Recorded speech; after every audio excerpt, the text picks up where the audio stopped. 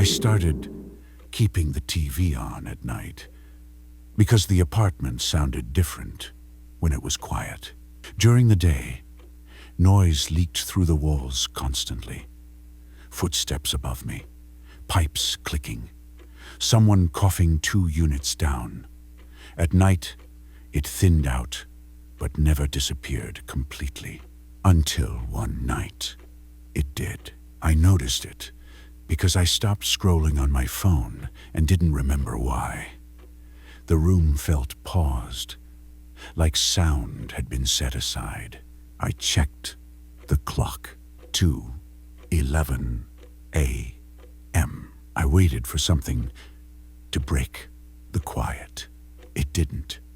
That was the first time I felt like the apartment was aware I was awake. The silence didn't happen every night. It showed up irregularly, sometimes for seconds, sometimes long enough for me to notice my breathing. When it happened, small sounds behaved strangely. The refrigerator didn't kick on, the building didn't settle. Even outside traffic seemed distant, like it was happening somewhere else. One night, I dropped my phone. It hit the carpet without making a sound. I picked it up and turned the screen on. The brightness felt sharp in the dark room. When I set it face down again, the silence returned immediately. I didn't sleep much after that. I began leaving things on overnight. A fan, a podcast, anything with a voice. As long as something was playing, the room behaved normally. The moment everything stopped, the quiet came back. I tested it once by turning everything off on purpose. The silence settled instantly. My ears started to ring. Not loudly, steadily. From somewhere behind me, the sound shifted. A low shape pushed through the quiet. Not a word, not a voice, just a pressure that didn't belong to the room. I stood up. The pressure eased. I didn't turn around. I tested it the next night without planning to. I sat on the edge of the bed and let the room go quiet on its own. No fan, no video, no phone in my hand. The silence came back faster this time. My ears rang for a few seconds, then stopped completely.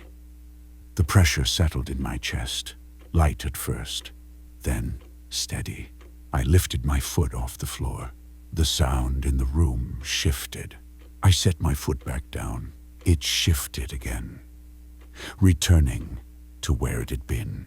I stayed like that for a long time, barely moving, counting the seconds without looking at the clock.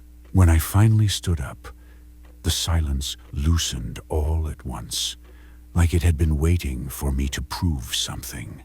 I didn't try that again. After that, the silence waited for me. I could feel it building while I brushed my teeth, while I locked the door, while I stood still in the kitchen deciding whether to leave a light on. One night, sitting on the couch, I noticed the ringing in my ears had stopped. Something else had taken its place. A sound shaped like a breath, coming from the far end of the room. It didn't repeat. It stayed exactly the same. I held my breath without meaning to. The sound stayed with me, matching the pause. When I exhaled, it shifted closer. I stopped, sitting still. I paced. I kept lights on. I slept with videos playing softly beside the bed. Noise became a habit. Then one night, the power went out. The screen went dark. The fan cut off mid-rotation. The apartment emptied itself of sound all at once. The silence arrived already full. My phone lit up as I grabbed it. 2:14 a.m. From the corner of the room, something moved through the quiet. A single sound pressed against the air. 2:14. I didn't react. I stared at the phone until the minute changed. 2:15 a.m. The sound withdrew without fading. The room filled again slowly, like pressure equalizing. The power came back on a few minutes later. Lights, fan, noise. Nothing else happened that night. After that, I started noticing how often I checked the time, especially when the apartment went quiet on its own. The minute always passed. So far, the silence still visits. Sometimes for only a moment.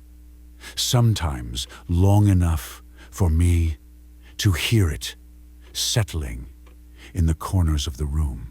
When it happens, I don't move. I don't check the clock right away anymore. I wait because the sound hasn't spoken again. It doesn't need to. I already know which minute it's watching. Last night, the silence stayed longer than usual. It arrived the same way it always does, without warning, without sound, but it didn't leave when I moved.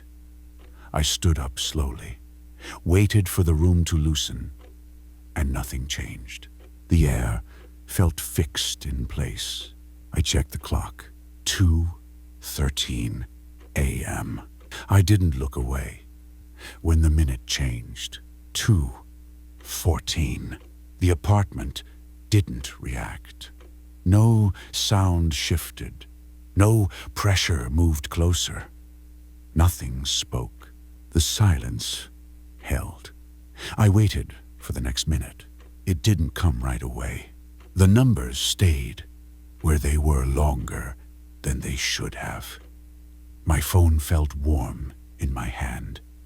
The screen dimmed once, then brightened again. 2:14. I became aware of how still I was standing. My shoulders were tight. My jaw hurt from being clenched. I hadn't blinked in a while. The room felt occupied in a way I didn't know how to describe. Not crowded, not full, attended. The minute finally changed. 2:15. The silence didn't leave. It thinned slightly, enough for me to notice the refrigerator hum starting again, slow and uneven. The building settled. A car passed outside. Everything returned, except the feeling that something had finished watching. I sat down carefully and stayed there until morning. Today, I noticed something new. When the apartment gets quiet now, it doesn't rush in. It waits. Sometimes it doesn't come at all. Sometimes it arrives late. I don't know what decides that.